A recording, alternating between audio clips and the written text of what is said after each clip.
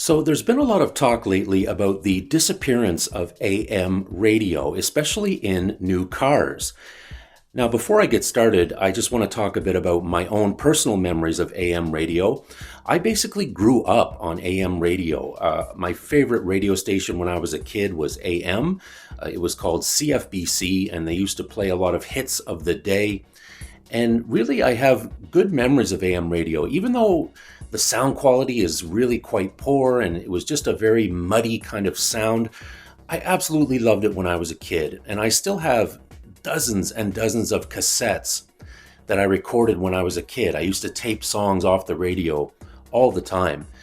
Now I notice that there's hardly any AM radio in my area. Actually, the other day I checked my AM band in my car and I could only find, I think, 2 stations in total.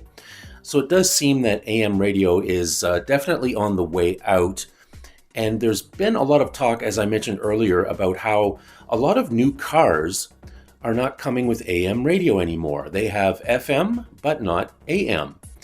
And many manufacturers have said the reason for this is because of interference from electric vehicles' drivetrains. Apparently, the interference from the drivetrains in electric vehicles causes interruption with the AM radio signal.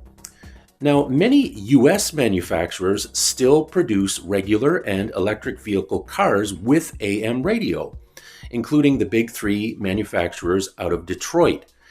So I think there's more to this story than just the excuse of interference between EVs, drivetrains, and AM radio.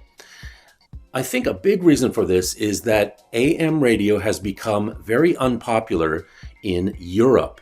And because of this, a lot of European car manufacturers aren't including AM radio in their new cars anymore. Stations all across Europe have shut down in massive numbers, and the DAB format has really taken off in Europe. That's digital audio broadcasting. It's much better quality and there's a much greater choice of stations. And this is another big reason why AM has pretty much died out in Europe. It's all but gone across many European countries. So a lot of European car manufacturers have followed suit.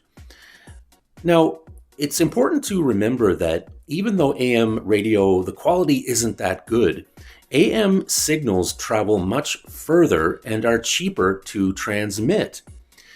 Now, even though AM popularity has declined greatly in the United States, it's still not to the extent that US manufacturers are going to stop including AM radio in their new cars. There is actually still a demand, especially with folks living in very remote areas. So for people who live in very remote areas, the AM radio signal, yes, compared to FM, the sound quality is bad, but it's better to have one option than no option at all.